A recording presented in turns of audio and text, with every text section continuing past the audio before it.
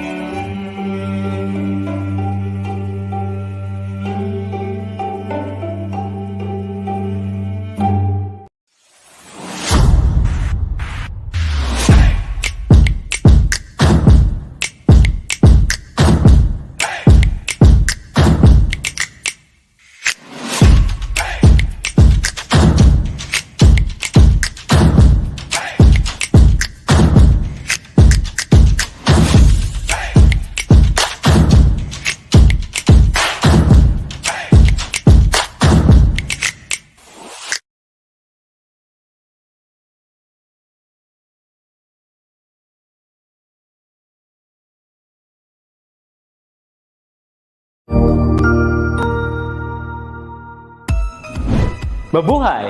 Good day to all! I am your tutor Madge. Welcome to ETUlay, a free online tutorial, an initiative of the Department of Education, Information and Communications Technology Service, Educational Technology Unit, ICTS EdTech. This program is aimed at helping and assisting learners from kindergarten, senior high school, ALS, Alive and SPED learners. Aside from answering the modules, the ETUlay is offering programs which you will surely look forward to. Together with our parents and teachers, the ETUlay will bridge the gaps where difficulty and ease meet in learning new knowledge and skills. So, let us prepare our modules, pen and paper. Ready your mind to see and hear worthwhile and interesting lessons. Let us now study and learn, together with our volunteer online tutors. Tara na!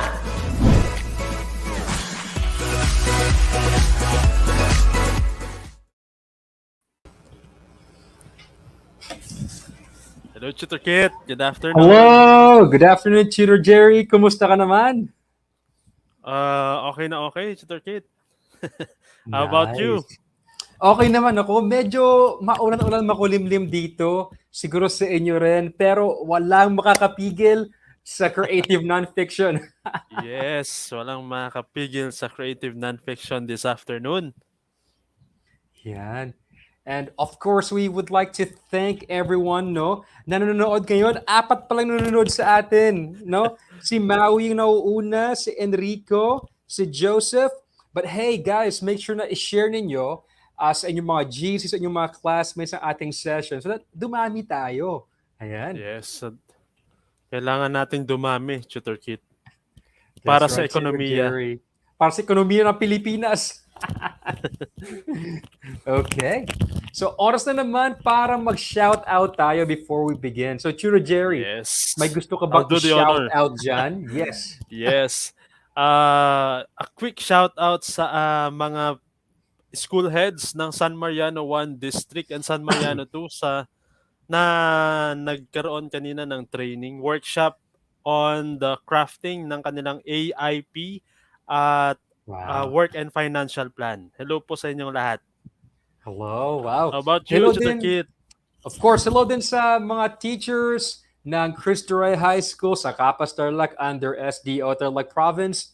Headed, of course, by our head teacher, Ma'am Gina Palge, and our principal, Sir Noel D. Palge. Actually, marami na ngayon, no, sa aming, dito sa amin, sa Herona, and all over Tarlac and all over the Philippines na they are starting to actually hold face-to-face classes. So that's exciting, Tutor Jerry. Yes. Same with the division of Isabela, Tutor Kit. We are Yes. actually parang nasa kwan na kami. Uh, stage 2 ng preparation sa Nice. face-to-face. So we're slowly getting back, no? Katulad nung dati. So that's really exciting, Tutor Jerry. So, without further ado, welcome, guys, to Creative Yes. Nonfiction. We are here again, 4 o'clock to 4:40 p.m. every Tuesday, of course, at DepEd ETUlay, and also DepEd ETUlay for our Facebook group and also our YouTube channel. Channel. So, thank you. And now, Thank we are you. done, no, with our week 1. Tapos tayo doon. So, now, week 2 naman tayo at dumadami na tayo, Tutor Jerry. Yan. Yes, Tutor Kit. So week 2 Ayan. Tutor Kit is analyzing themes and techniques in EdTechs. Yes. Okay. So it's a new adventure, Tutor Jerry, no? And before we move on, siguro, I would like to greet Emeraliza Viernes, Enrico Dalupan, Romnick Piano, Angelica Wenceslao. Sino pa dyan nakikita mo, Tutor Jerry, nanonood sa atin ngayon? Yes, we also have Mars Jane Collado, Tutor Kit, Yes. Raven, and Emerliza. Ayun. Mhm. Wala pa yung iba. Oo nga, pati sila Naghahanap pa ng internet JBC connection yan. Oo nga, naghahanap pa. Umakit pa sa ano, sa sa Nyog. bundok. Oo. Okay. All right, guys. So, since we are on our week 2, last week we had a challenge. Ano ba yung challenge Yes. natin, Tutor Jerry, sa kanila last week? Last week challenge, Tutor Kit, is they have to write a short creative summary of what they have learned about creative nonfiction from our previous lesson, and they have to post it in our hashtag or new hashtag ETUlay nonfiction. Yes, Ayan. that's right. And actually, we have selected 4 of the best entries, and rightfully so. So, Chiro Jerry, ready ka na ba na makita kung sino ating mga Yes. choosies of the week? Yes, Tutor Okay, Kit. Yan. And they will here they be are. receiving again 50 pesos worth of GCash. Nice. Ayan. Meron tayong sponsor si TPC. TBC. That's amazing, Ayan. Tutor Jerry. Okay, so congratulations kay Nestlin, kay Keith RG, Hazel, and Jomer. Let's actually take a look at their entries so we can get an understanding of what they did. Okay, so first, si Nestlin, no? Nestlin actually wrote an entire summary of what we discussed last week. Parang it's very comprehensive, very nice, and she didn't leave out like any like details. It was very complete and very well done. Good job, Neslin. Kotang-kota si Neslin, Tutor Kit. Oh nga. And ayan, talagang hinighlight mo yung ginawa naman Oo. ni Kate RG Runas. Actually, this is about her reasons for writing nonfiction. Mhm. Basahin ko na lang yung naka-highlight. Yes, Sabi niya, please. but leaving bits of yourself behind a certain period while our rushes and moments snuff out is what I have learned about holding into time. I can make it out of my ano to? Crocheting, Crocheting, parang gano'n. crocheting words, and my knitting sentences. Ang ganda ng mga words ni Oh, Kate RG. Nakakalula. totoo. Ayan, Okay. Tutor Kit. And I think very, very insightful ito, no? And it's Yeah, really apt for nonfiction, yung it's this kind of style of very writing. comprehensive. Napaka Yes. pang-feature. Totoo, pang feature talaga siya. And also Hazel G. Mateo. This is actually a lot shorter and but really comprehensive too. And she's actually uh, had like a summary of what she learned about nonfiction. And my favorite part here is nonfiction allows us to express ourselves by reminiscing about the things we have encountered. So memory plays a huge part in Hazel's work. Okay. Good Sabi ni job. Enrico, next time siya naman daw. Enrico, ya? Yes. Okay. Ayan. Actually, this four, medyo Mm-hmm. mas madetalye kasi Tutor Kit yung kanilang Mm-hmm. mga ginawa. Just like this one, the last one, it's from Jomari Sibal. It's also detailed from Mm-hmm. the first part of our discussion up to the end of our discussion last Tuesday. And so, Yes. congratulations sa kanilang lahat, Tutor Kit. Congratulations, guys. Abangan ninyo ang inyong mga premyo. Ayan. And also, we encourage everyone who's watching today Yes. na abangan ninyo ang ating challenge of the Of week. the week. Ayan. Yan. Para naman Okay. may chance kayo na mapili next time. Oo, sayang yung 50 pesos na GCash. Okay. Flash review tayo, Tutor Kit. Okay. Ready na ba ninyo ang inyong mga keypads saka inyong mga keyboards dyan to answer our flash review? This was from Yes. our discussion last time. So let's see.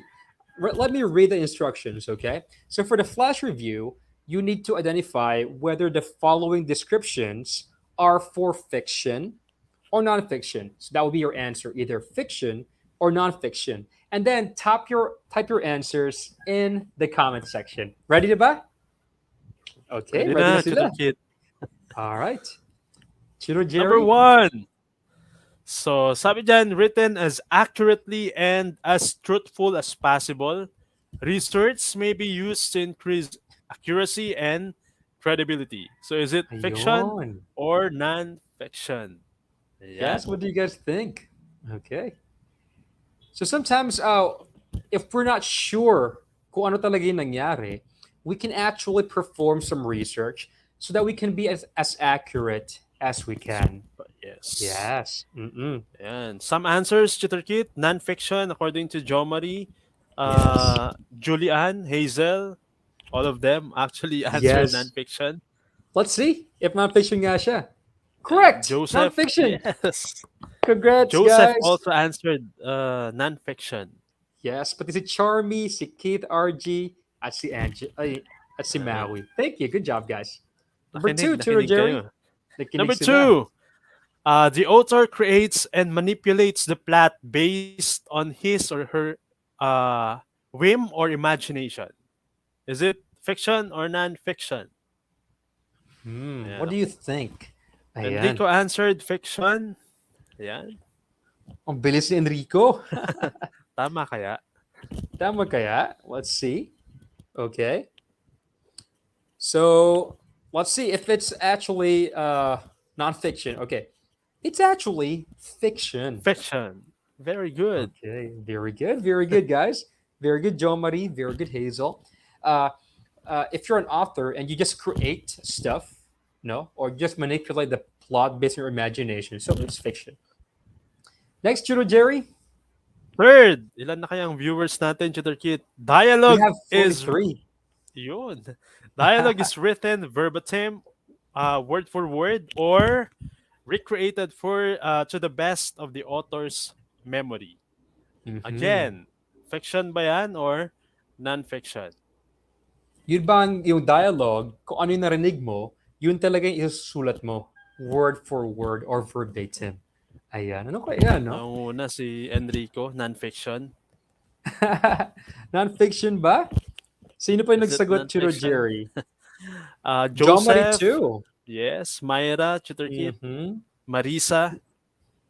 And Charmy as well. So maybe let's reveal now the answer. And the answer is actually, yes, non-fiction. Okay, number 4. Number 4, the personalities of the characters are as they are in the real life scenario. Yan. Is it Yes. fiction or non-fiction? So the characters that we have in nonfiction like texts, they not only resemble, but they are totally are the exact same personality as the characters in real life. Ayan. Ano kaya? Ang bilis nila, Tutor Kit.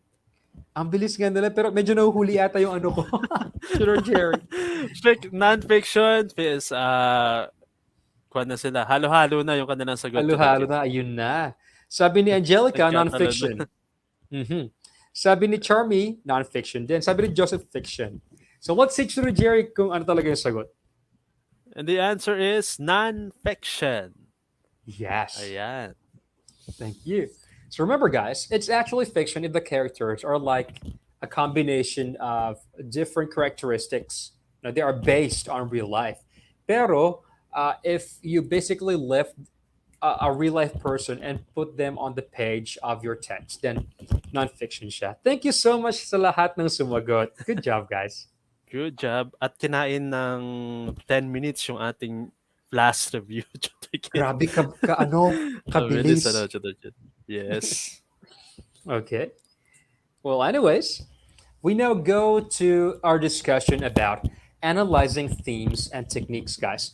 And hopefully makinig kayo ngayong araw na ito because we will teach you how to do exactly the analysis ng themes and techniques. And to start that off, maybe we would have to first understand and describe what is theme and what And is techniques. technique. Okay, let's Yeah. see, Tutor Jerry. Yeah. Nag-effort na naman si Tutor Kit dito sa ating PowerPoint.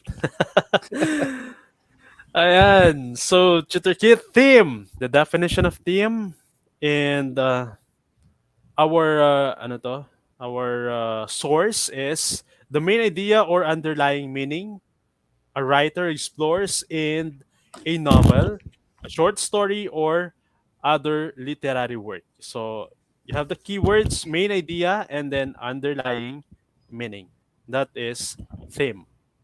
Yes, that's right. Actually, we have discussed this before in creative writing. And in every Yes. story, there is a theme. Usually, what I do to find out what the theme is after I read a story, I ask myself, what did I learn? What message did I receive, or what insights did I get after reading the story? So, kung ano yung sagot mo doon, usually that will be the theme or the main idea. Tama si Si Enrico. Ayan. Enrico. Okay. So, here are some themes, guys, that are very common in nonfiction. So, Chiro Jerry, let's take a look Yes. at these themes. Loss is the first one. And then we have your favorite, senior high school learners, love. Love. Ayan. And then loneliness. Pagkatapos ng love, loneliness. And then Diba? relationships. You also have joy. And then struggles. Mhm. Yan, struggles. Kasi, syempre, nakaka-relate kayo ngayon because of your struggles in the academe. That's Ayan. true. Pero kaya Uh, yan. Kaya yan. And Chiro Jerry, did you notice that a lot of these themes are actually not too general, no? They're actually very personal, kind of low key, na naranasan ng mga tao at this moment, and especially Yes. you teenagers, you may experience loss at the moment, love, relationships, or insights about relationships. So yung theme na nonfiction are very personal and very specific to your experiences. So hindi siya kasing laki ng sa fiction na death, war, ganun, no? Yes. It's very personal, no? Hello pala kay Sir Junjun Ramos. Yes, sir. Ayan. Hindi ko nasagot yung kanyang call kanina because nag-MC ako doon sa training. Wow. Sir Jerry, that's amazing. Hello, Sir Okay. Junjun. Okay. Now let's go to techniques. Techniques, Tutor Jerry, ano ba itong mga ito? Yes. When we say techniques, these are specific, deliberate constructions of language which an author uses to convey meaning. Ayan, Yes. Tutor Kit. Okay. So when I think of techniques, guys, I think of how an author writes the story. No, so for example, if you had the theme of love, for example, how you relate your experience about love, how you use language to write that experience is basically your technique. Sa Tagalog, yung pag sinabi mong technique, yung mga pinagbabawal na mga paraan, jokes lang, techniques, no, parang superpower, something like that. But it's a way of doing things. Hello po pala Yes. kay Ma'am Charmaine Cabang from SDO Nova Ecija. Hello. Wow. Hello, ma'am. Parang yung techniques tutor kit, when I heard your speech during our Thought Master last Saturday, parang ganun. Ang tibay, ano? Ang tibay. Okay. Impromptu. Yan. So, Chiro Jerry, these are some of the techniques na pwede gamitin natin. Yes. The following are figurative language, characterization, imagery, and dialogue. Actually, we have a lot tutor kit, but then we'll have Totoo. to stick with these four because I think these are the most important when it comes to mastering the techniques in literary That's true. masterpieces. Saka Chiro Jerry, hindi natin kaya i-discuss lahat sa isang ano. Yeah. Isang Ayan. linggo yun eh. Baka hindi pa kayanin na Totoo. isang linggo yun, tutor kit. Kaya we thought, no, Chiro Jerry and I thought that we could focus on four of these, and then maybe in your classes, guys, you can use some other techniques, no. So it's not limited to just these four, but for the purpose of time, we'll focus on these four: figurative language, characterization, imagery, and dialogue.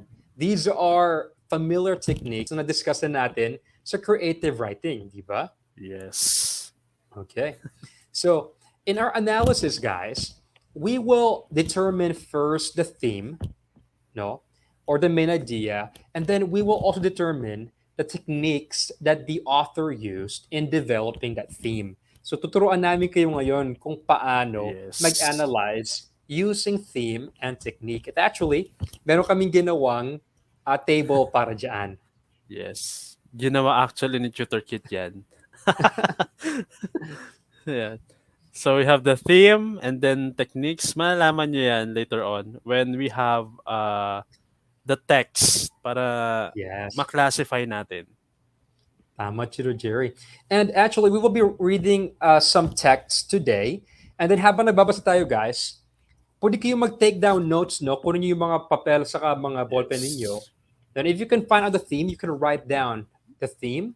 And then if you can find out the figurative language used, characterization, images, saka dialogue, you can write them down as well. For now, Yes. maybe you can find at least one of each technique. One figurative language, one characterization, one imagery, and one dialogue. Parang ganon. Ayan. Ready na ba They tayo? have they have to do so, Tutor Kit, because I require them to have the challenge of the week every Tuesday. They have to Nako po. watch. Ayan, very good, Tutor Jerry. Nako, salamat. Okay. So our first nonfiction text is called The The Dresser from dresser. Deb Worling. This is actually from brevitymag.com, a really good source for short nonfiction. All right, so let's see. Okay, guys, pwede nyo kaming samahan ni Tutor Jerry habang nagbabasa kami, no? Yes. And then mag-take down notes tayo. Okay, Tutor Jerry, are you ready? Yes, Tutor Kit. Okay, Ako good. ba mauna? Okay. Yes, please. Greggy, my grandmother, brushed her arthritic fingers over the corners of Papa's dresser top where the stenciling had worn away. He rests his hand here every day while he picks out his socks, she said, laughing. His rub off the paint. Okay. So, Tutor Jerry, parang content discussion lang, no? So, uh, who are the characters here, Tutor Jerry? Yes. Actually, the characters here are Greggy and then sino ba ba? Parang yung father. Yes, oh, yung father.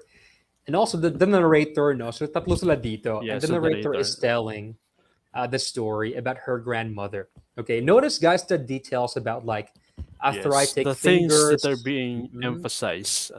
totoo. Okay.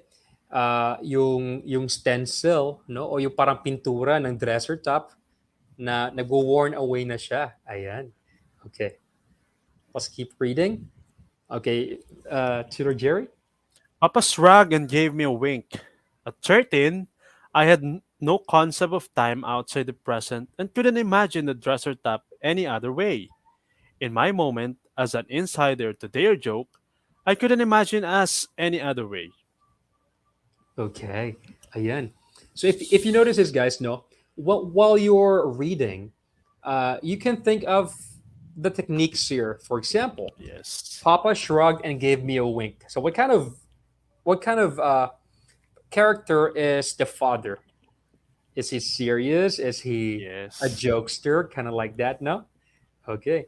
So, and then sabi dito, I couldn't imagine us any other way. All right. So this is spoken from like a younger perspective. So the author here, ay bata pa siya, no? And now let's go Yes. move on. Okay, Tito Jerry. 40 years later, oh yeah, from 13 to 40 years, my parents have that same Hitchcock dresser in their guest room. And now, mom gazes at me through wide rimmed glasses and asks, "Do you want it?" She holds a pen over her list of things to give away so she and my father can downsize into a retirement community. Wow. So 40 years later, Tito Jerry, ang bilis bigla, no? Ang bilis bigla. Okay. Because it's a short text. That's true. And still, we have the same object here, no? The dresser. It's the same Yes. dresser. Hindi siya And the mom nawawala. now, di siya nawawala. And the mom now is asking, do you want it? Uh, Now, the reason why the mom is giving away this dresser ay para kasi the mom and the dad are now moving to a retirement community. Tanda na sila. Parang set up sa United States ano, Kid. Oo, parang gano'n, Chiro Jerry. So, bigla na lang, bata siya noong una, tapos bigla, matanda na sila. Yes. Mag-retire na sila. And then, Yeah. this is the final. Chiro I Jerry? look at the place where little painted hearts fade into a golden maple, where the act of living is so visibly a process of wearing. I place my hand on the spot and hold the pause for just a moment, long enough to bring Papa back to me, long enough to recognize with surprise how one crooked finger turns toward the wood. Okay. Ayan, Tutor Kid. Okay. Guys, this may be a difficult reading, no? But if you try to understand every single sentence, this will actually make sense. So, for example, Yes. the first paragraph here is very profound. I look at the place where little painted hearts fade into the golden maple. So, nagfe-fade na yung parang pintura, yung drawing ng golden hearts. And then, where the act of living, o yung buhay natin, is so visibly a process of wearing. Parang yung katawan daw natin, parang siyang pintura, no? Parang siyang pintura sa dresser na kung saan, as we live, we age, we grow old, and so we wear down. Parang ganyan. So, Yes. ayan. So, now that we're done reading that, let's now go back to this table. Okay. Yes. Guys, we need your help here. Magsimula tayo sa theme. What do you think is the theme of the reading that we just Ayan. that we read? Ayan. Meron bang matatapang dyan? Matatapang talaga, ano, Tutor Kid. You can just write down, siguro, even a single word and then we could expand it. on it. Yes, expand on it. Yes. Theme. Ayan. Wala pa, Tutor Kid. Wala pa. Siguro, Nag-iisip pa habang sila. nag-share kayo, guys, mag-share din ako ng kung anong natutunan ko dito. Ayan, ito Yes. si Jerry, natutunan ko. Ayon sa akin, this is just my opinion, no? this would be different from your opinion. That life is fleeting and temporary. We wear and fade as we age. Ito yung, parang yun yung message, yung theme ng story para sa Yes. akin. Ikaw, Churo Jerry, para sa'yo, ano yung parang lesson ng story? Actually, Tutor Kid, isa lang yun eh. It has something to do with chains. Hindi natin Mhm. ma-stop. Walang borders na makaka-stop sa chains na mangyayari within our cycle, the cycle of our lives. That's true, Churo Ayan. Jerry, no? And honestly, we go back like last 10 years ago, wala pa akong wrinkles, wala pa akong ganito, masaya pa yung buhay, wala pa akong problema. Bakit Masaya pa ngayon? tayo. Maraming school works, paper works, pero nag-enjoy naman. Yes, Ganun kasaya okay. sa DepEd. So yeah guys, that's an example of a theme. So yung mga techniques naman na ginamit ng author are the following. Figurative language, I noticed na he used the metaphor of the stencil or the paint fading. Parang metaphor siya ng buhay. Parang ganon. Yes. Okay. And Churo Jerry, an example of characterization. Characterization, the narrator was innocent in the beginning, and then Mhm. as the story, as the text passed by, nai-emphasize niya kung saan siya patungo. Mm-mm. Parang ganon. Sabi nga ni Joseph mo, metaphor, life is temporary. We wear as we age. That's true. That's a Wow, very figurative good. language. Thank you. Very Ayan. good, Joseph. So when I think about imagery naman, guys, I usually look at images or objects that have like symbolism. And I saw this. Little painted hearts fade into the golden maple. Di ba yung hearts, they are symbolic of love, no? They're kind of like fading away physically, but internally, no? Kahit mawala yung parents natin, their love for us Will uh, remain. will remain. Ayan. Yes.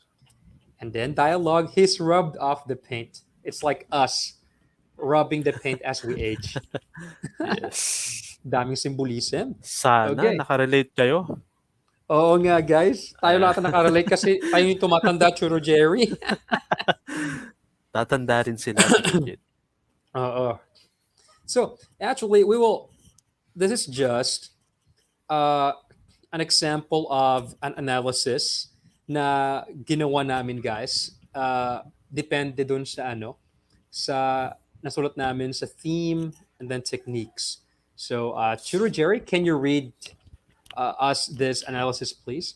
Okay, Tutor Kid. Hindi na kayo mahirapan because nakakwan siya. May kulay na. The Oo. dresser explores the theme of life as fleeting and temporary. And then the narrator uses the imagery of fading paint and stencils of the dresser as metaphors for aging. The narrator was an innocent and naive 13-year old at the beginning, and then later in the story, she realizes the full weight of age wearing down the people she loves when she saw the fading stencils on the dresser. So that's how you analyze your text later on. The text, our challenge actually, later Mhm. on. Yes. So you will be writing something like this. If you notice, guys, we started with your theme. You explained the theme. Afterwards, you explained how the narrator or the author used all of these techniques in order to explain the theme. Ayan. So, Yes. hindi mo kailangan ilagay lahat ng techniques. You can maybe choose two or three as long as you explain how the narrator did it. Ayan. So we will be reading another text, and this actually I wrote this actually, Chino Jerry. Okay, and Ganun katindi ang tutor kit. hopefully you will like this. Yes, of course, tutor kit. Okay, Chino Jerry, let's oh, may sinabi si Neslin, sabi niya. Ay, pwede mong basahin, Chino Jerry? Yes, tutor Medyo kit. ma viral Sabi ako. niya, Aging is a part of our lives. It's inevitable, and we're all gonna go through this phase, carrying the luggage of our temporary memories as we embark to the other chapter of our existence. Parang Ah, kwan lang yan, beautiful. creative nonfiction. Pabago-bago tayo every week. Pero, That's meron true. tayong natututunan with That's true. our daily living. Yeah. And Ayan. that's what's Very important, good, no, sa Nestin. aging. Thank you, Neslin. All right.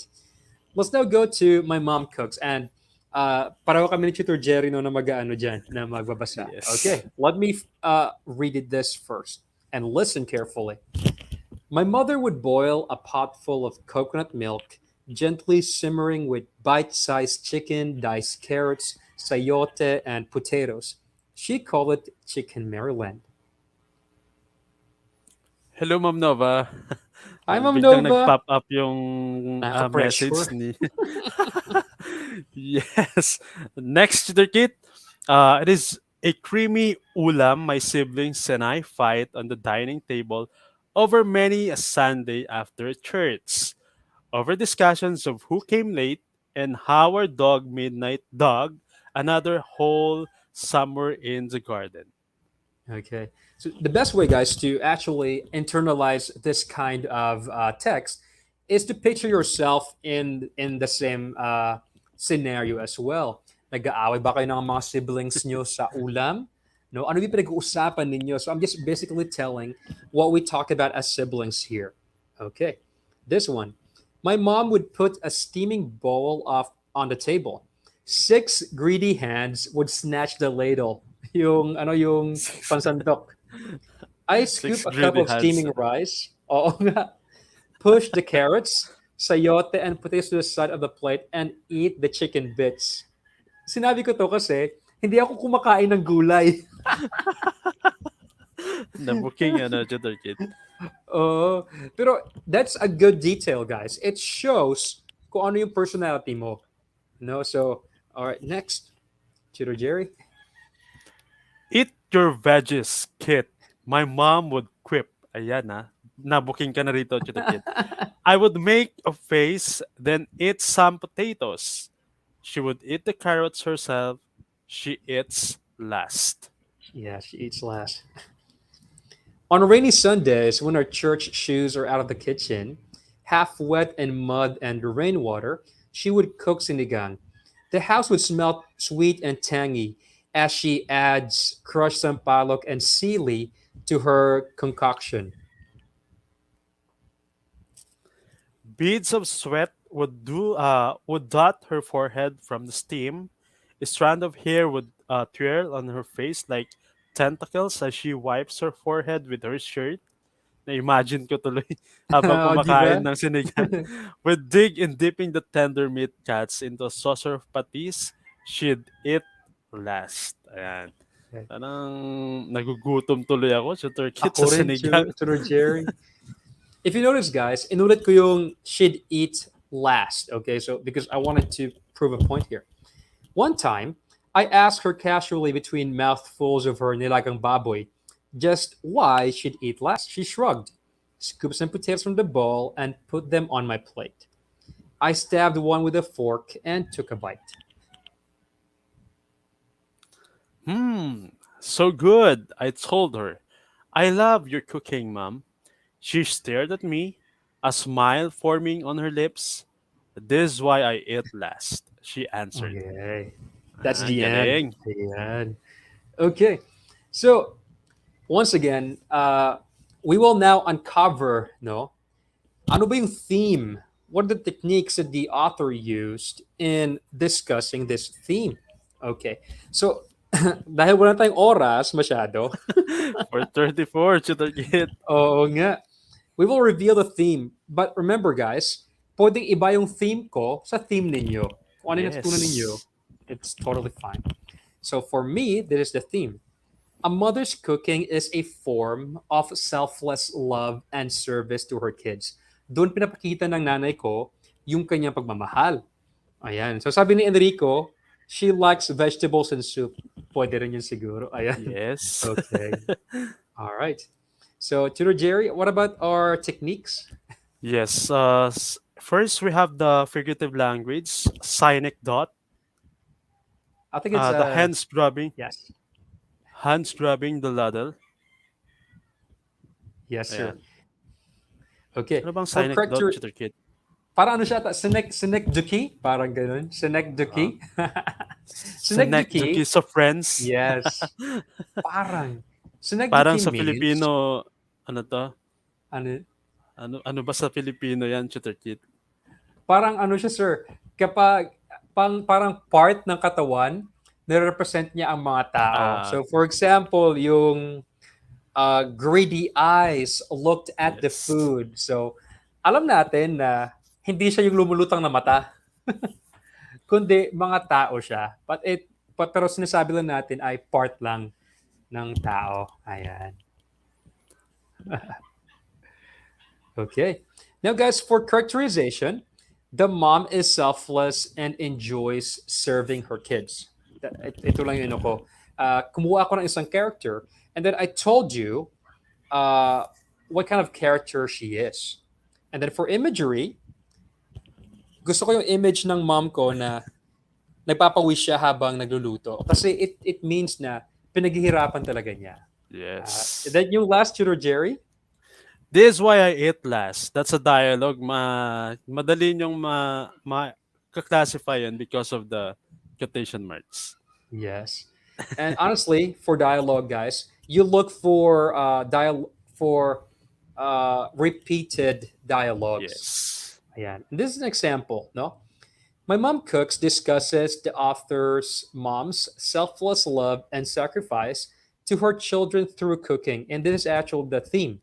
The image of the mom sweaty while cooking symbolizes her willingness to sacrifice for her children. At meron na namang sinabi si Sagot. Neslin, Tutor Jerry. Yes, a mother's love can be expressed in various ways. In this case, it was cooking. Moreover, our mothers always wanted to put their self last, thinking of their children's happiness first. Wow. Ah, nakarelate My si Nestlin. gosh. Neslin, this is actually an That's actually true, amazing yeah. analysis. Great job. Parang, pwede ba natin maging guest si Neslin next time, Oo Tutor nga Jerry? eh. Ay, nako. Yes, I'm going to invite you, Nestlin, next Tuesday. And for your internet connection, dun ka sa Comlab para wala kang lusot. Yes. True. Yes. Okay. And that's actually the last part, no, of our topic. Hopefully, you can review this video again, guys, so that you will know how to form an analysis of a creative nonfiction text. But for now, this is our challenge of the week. Tutor Jerry, do the honors, please. Yes. Dito ako naloka nung last time. Analyze this vignette. Ayan. Using the theme plus technique formula we learned today. And then you're going to write one paragraph of analysis and post it on your social media using, of course, the hashtag ETUlay nonfiction. Pwede nyo siyang kulayan, actually. Yes. Your classification you could use colors para Mhm. alam namin yung the way you analyze the text, the True. vignette. Yeah. Okay. Basta may theme and then ilang techniques kung paano siya ginawa, we will honor that. Actually, what Neslin Yes. did was really great. Okay. And here is the text, no? Okay. Pwede nilang i-kwan screenshot. Yes. Yes. Okay, screenshotting you guys. And this is actually a true story. Okay. It's a story And from yours again, Tutor Kit. yes, from my experience again. Galing. Okay. And actually, we will post this on the ETUlay page under the hashtag ETUlay nonfiction as well. So you can find it easily. Good. Okay. So, Tutor Jerry, we would like to end this session with Session. this quote. Okay, Tutor Jerry. We must have a theme, a goal, and a purpose in our lives. If you don't know where you're aiming, and then you don't have a goal. Okay. Yung explanation, Hopefully- syempre, ibabato ko sa'yo, Tutor Kit. Hopefully, guys, when you're looking for themes, right? Hopefully, the theme of your day today is happiness, joy, and success. Hopefully. But kung ang Yes. theme nyo today is sadness or pain, please hang in there, no? And tomorrow is a new day, and you can turn that Yes. sadness into happiness and joy. All right. Thank you, Chiro Jerry, and thank you, everyone. Thank and you, thank you. everyone. Salamat sa mga senior high school Yes. learners na sumabaybay sa atin at nakipag-participate today, Tutor Kit. Yes. Thank you. And hopefully you will join us again next week. Next week. Goodbye, guys. Bye, Tutor Jerry. Bye, Tutor Kit. Oh, saktong 4:40.